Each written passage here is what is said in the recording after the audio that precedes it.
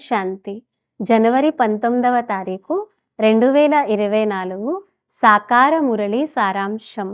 మధురమైన పిల్లలు, సదా సంతోషంగా ఉండండి. ఇతరులకు కూడా సంతోషాన్ని ఇప్పించండి. ఇదే మీరు ఇతరులపై చూపించే కృప. ఎవరికైనా దారి చూపించడం అన్నింటికన్నా గొప్ప పుణ్యకార్యం. ప్రశ్న: సదా సంతోషంగా ఎవరు ఉండగలరు? ప్రసన్న చిత్తులుగా అయ్యే సాధనమేది?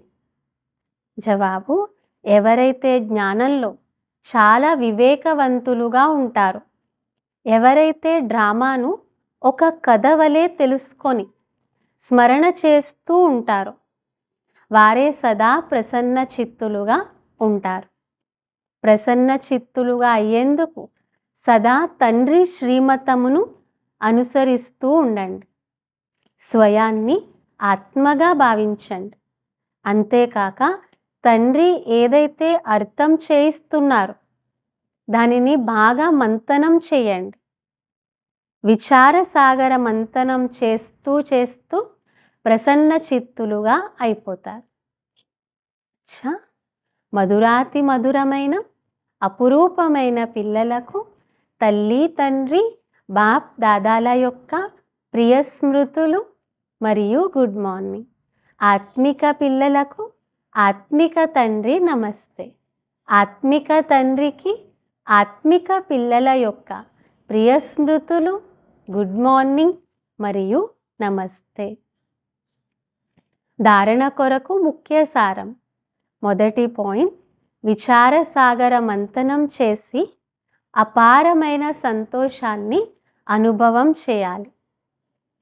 ఇతరులకు కూడా దారి తెలిపే కృప చూపించాలి. సాంగత్య దోషంలోకి వచ్చి ఏ పాపకర్మ చెయ్యకూడదు. రెండవ పాయింట్: మాయ కలుగ చేసే దుఃఖాలను తొలగించి వేసేందుకు అందరూ కలిసి సహయోగం ఇవ్వాలి.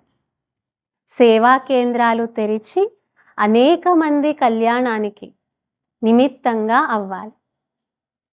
వరదానము: మీ మాటల విలువను అర్థం చేసుకొని వాటిని పొదుపు చేసే మహాన్ ఆత్మ భవ. వివరణ: మహాత్మల మాటలకు సత్యవచన్ మహారాజ్ అని అంటారు. అలా మీ మాటలు సదా సత్యవచనాలు, అనగా అవి ఏదో ఒక ప్రాప్తిని చేయించే వచనాలుగా ఉండాలి.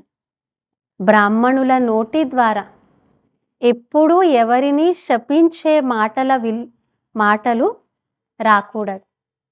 అందువలన యుక్తియుక్తంగా పనికి వచ్చే మాటలు మాట్లాడండి.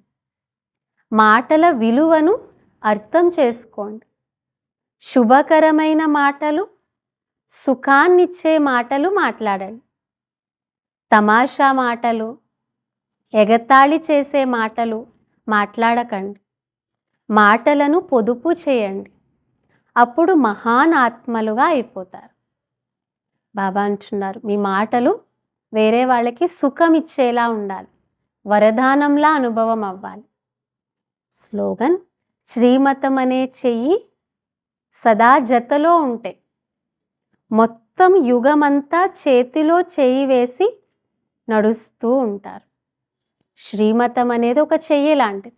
ఎప్పుడూ శ్రీమతంపై నడవడం అంటే యుగమంతా బాబా చేతిలో చెయ్యి వేసి నడవడం.